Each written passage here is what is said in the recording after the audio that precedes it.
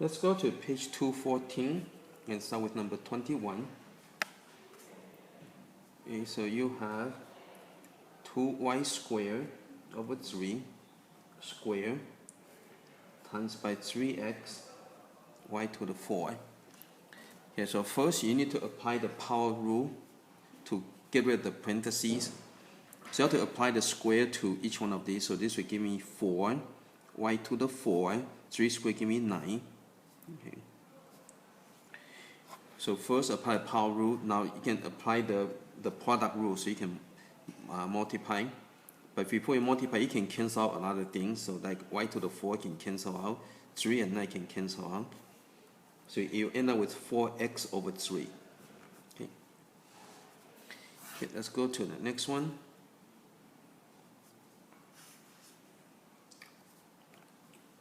Okay, you have c to the 3 over d to the 4 squared times negative cd over h to the cube. Okay, so you can apply the power rule first. So this will become c to the 6, d to the 8. Okay, and this will become negative to the 3 power will still give you negative. And this will give you c to the 3, d to the 3, h to the 3. And after that, you can go and cancel things out if you can. So d to the 3 and d to the 8, you can cancel out. So you get d to the 5. And that's all you can cancel. Okay, so put everything together, you're going to get negative c to the 9 over d to the 5, h to the 3.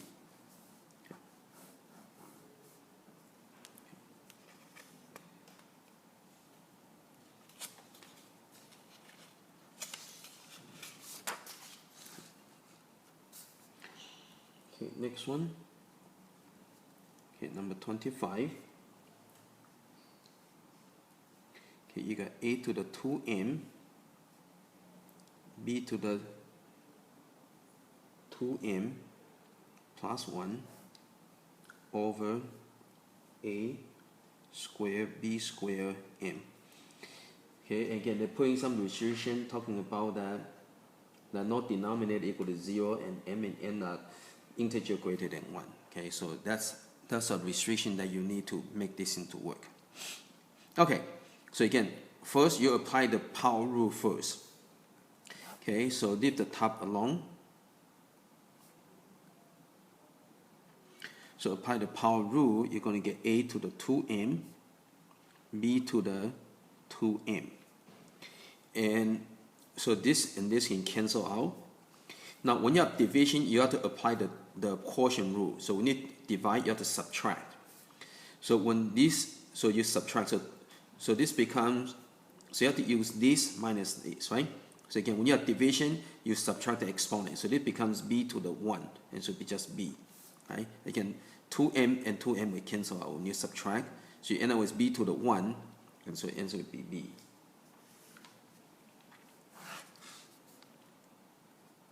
Okay, 27. Okay, you have pq to the n over pq to the n. So again, first you apply the power rule. So you're going to get p to the n, q to the n. Okay, over p and q to the n. And this will cancel out. So again, when you have division, you have to subtract. So this becomes p to the n minus 1. Because when you don't see a number, means it's 1. So you got n minus 1. Okay, so this is the quotient rule. Okay, when you have division, you subtract the exponent.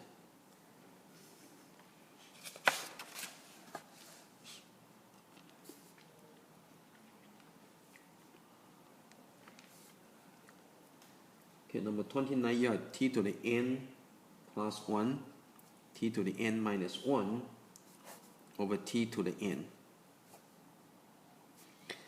Okay, so first let's apply the product rule first. So when you multiply, you have to add the exponent together.